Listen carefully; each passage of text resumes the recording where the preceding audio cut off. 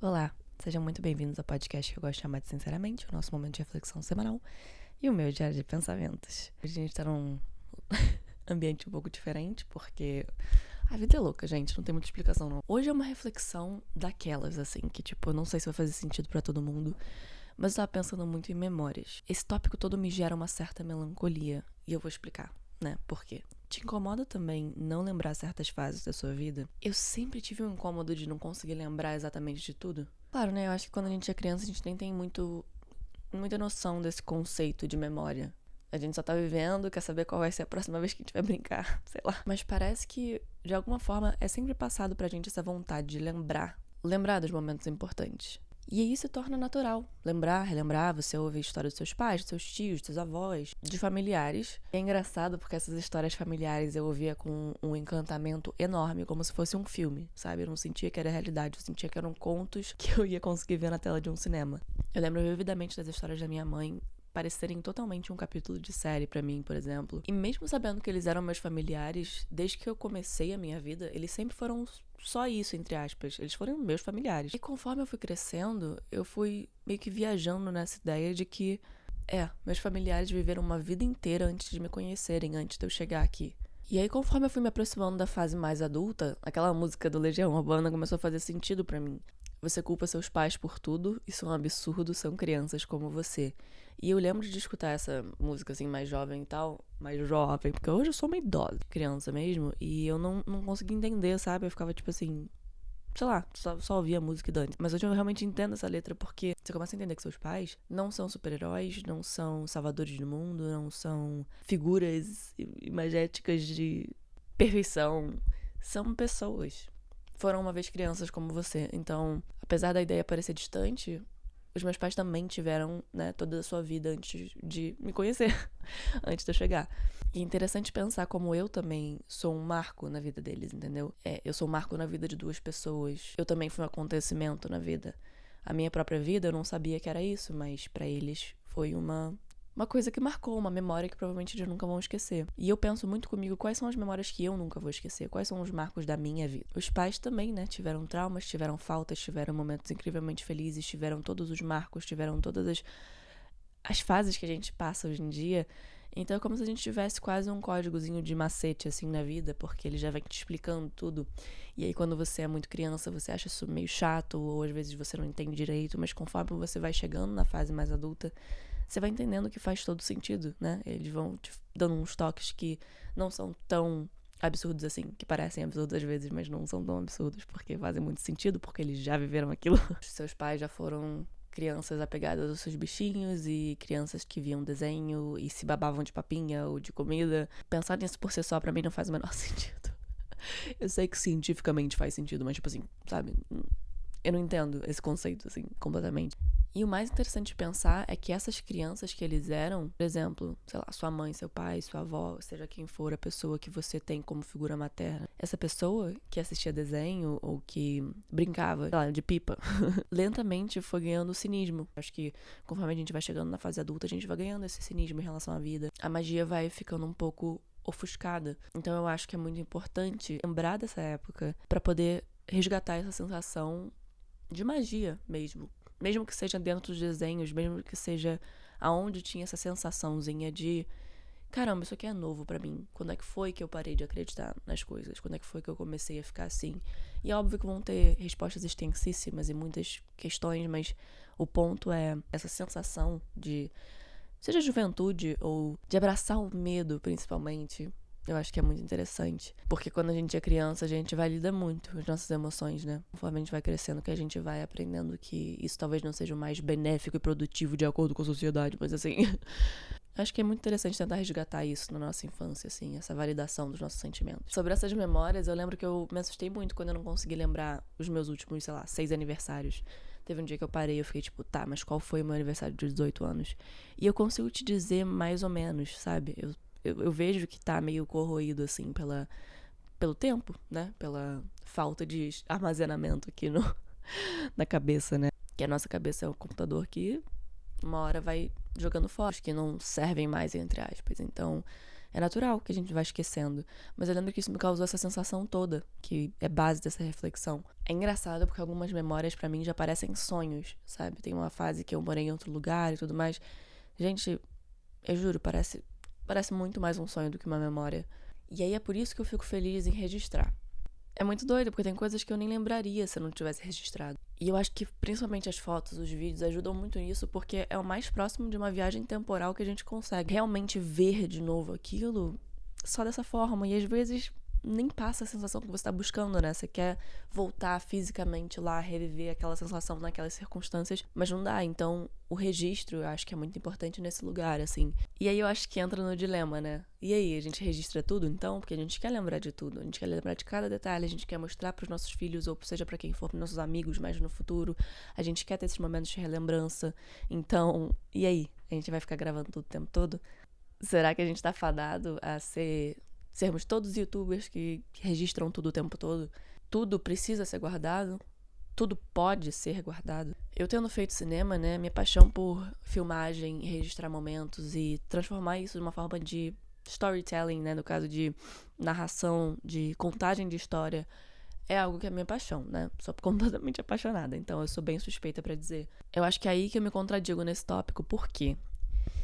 Me irrita, né, ver gente no celular o tempo todo, e eu acho que muita gente pode se identificar com isso, porque apesar de me irritar, eu também estou no celular bastante parte do tempo. A gente sabe que isso pode ser prejudicial às nossas relações, né, às nossas interações uns com os outros, mas parece que a gente também tá sempre buscando uma evidência pra poder dizer, olha, eu sou superior ao outro, eu não fico tanto no celular quanto o outro. Só que a gente sabe que a gente tem esse vício. Ai, nossa, aquela pessoa filma tudo com o celular, não consegue sair da rede social, mas eu meditei hoje 3 horas. Sim, mas talvez você tenha filmado sua meditação pra postar no Instagram, sabe? Isso não é pra criticar ninguém, entendeu? É só pra a gente começar a pensar que, tipo, esse vício é um vício compartilhado de todo mundo. A gente está viciado no celular. E tudo bem que podem ter pessoas mais espiritualmente evoluídas, ou seja, o que for o termo certo, mas esse não é o ponto. O ponto é que por que a gente tá sempre buscando um pontinho pra poder dizer, ganhei de você nisso. Eu não uso tanto celular quanto você. Acho que é um alívio interno, né? Porque a comparação, ela serve pra poder dizer que a gente não tá tão bem, mas também pra aliviar uma coisa dentro da gente. Porque quando a gente acha alguém que não está, entre aspas, tão bem quanto a gente também sente alívio naquilo e fala, tá vendo? Então tá, não tô tão mal assim. E é interessante fazer isso quando você tá tentando buscar conforto pra si mesmo de uma forma saudável. Então, você olha no geral e fala assim, tá, eu acho que eu tô me saindo bem aqui, porque tem gente que não tá, tem gente que tá um pouco melhor, mas eu acho que numa média eu tô bem, pra poder não se desesperar também, né? Saber valorizar o lugar que você tá, acho que é diferente do que você querer contar vantagem de uma forma egóica. Mas enfim, eu caio na contradição porque eu amo filmar os momentos. E até produzir conteúdo mesmo. Eu gosto. Então, caímos no outro problema. E aí, tudo é trabalho, tudo é conteúdo, todos os momentos, porque tem muitas oportunidades legais de filmar as coisas. Então, tô trabalhando o tempo todo? E aí? A verdade é que os celulares ficam sem memória, os HDs também quebram, também ficam sem memória. A nossa própria mente vai esquecendo coisas. Mas eu acho que é aí que os rituais da vida entram de uma forma tão importante, porque pode parecer bobo, né? Mas celebrar, registrar, tirar momentos pra você mesmo, pra poder realmente aproveitar a sensação de estar com você mesmo, comemorar uma notícia boa. Isso tudo são rituais que a gente cria e que eu acho muito fascinante e admirável sobre a nossa sociedade, a forma que a gente vive, porque cria um certo propósito pra gente, porque dá alegria pra gente, porque a gente compartilha, todo mundo compra essa ideia. Isso é muito legal, porque que outro ritual que a gente tem, e o ritual eu digo assim de celebração, por exemplo. Que outro ritual a gente tem que todo mundo compra essa ideia?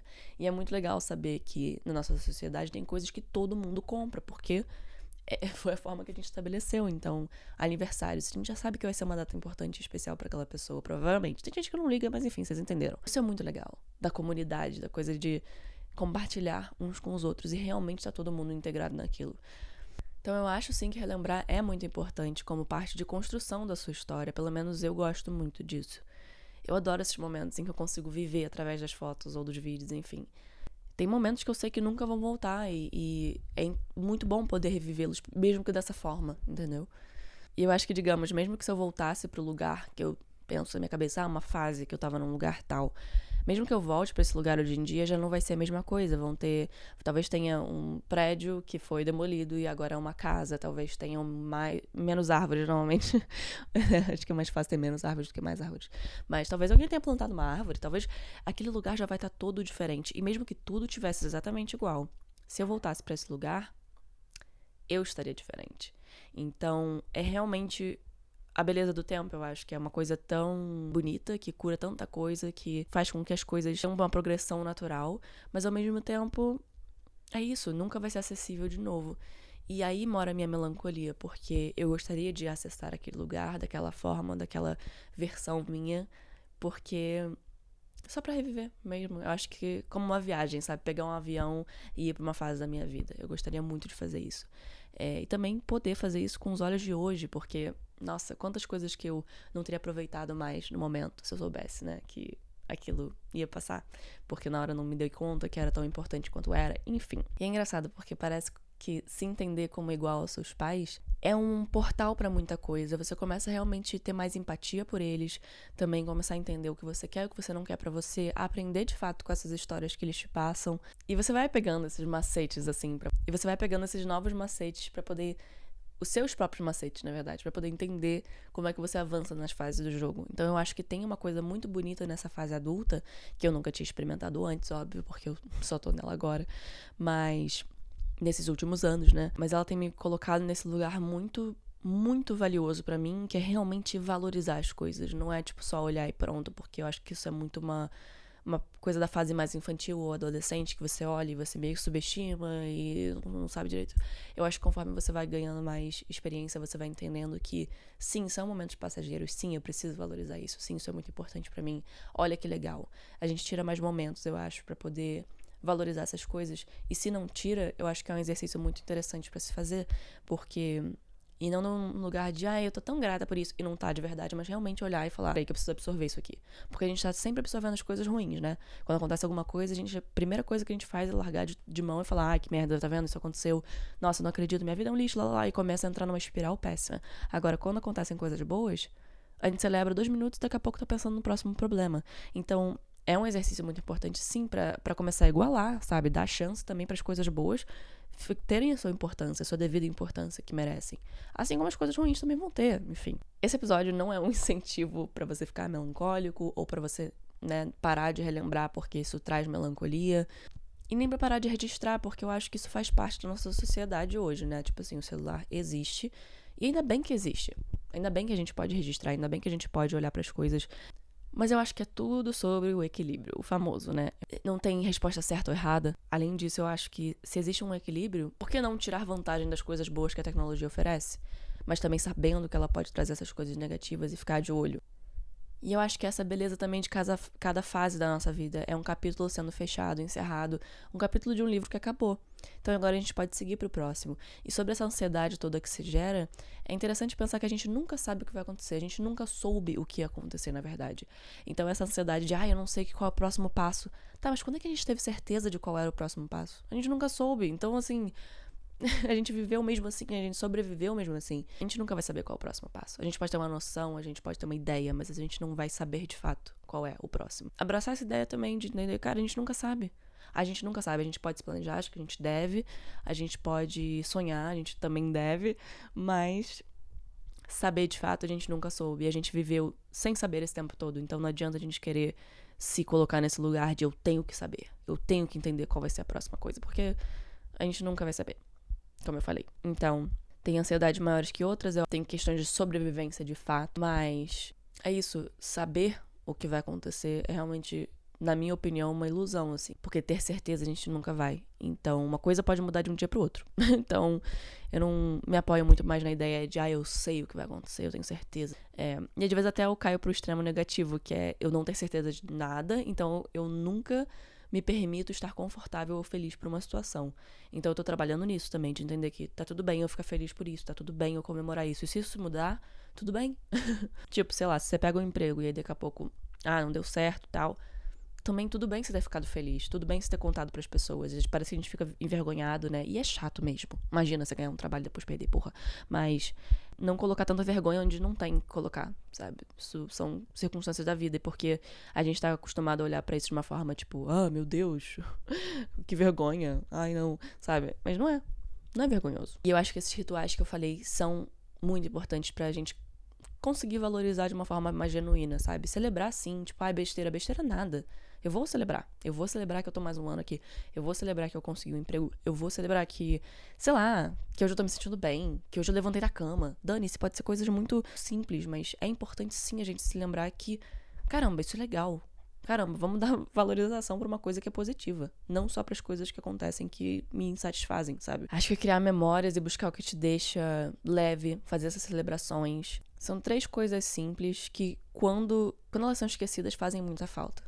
Então, acho que são 3 formas da gente colorir a vida, de certa forma. Cara, eu falei, essa reflexão, eu não sei se ela fez nenhum sentido, mas são coisas que passam na minha cabeça e eu queria compartilhar. Eu espero que tenha feito sentido, como sempre. E eu te vejo na quinta-feira, às 6 horas da manhã, com mais um episódio de Sinceramente.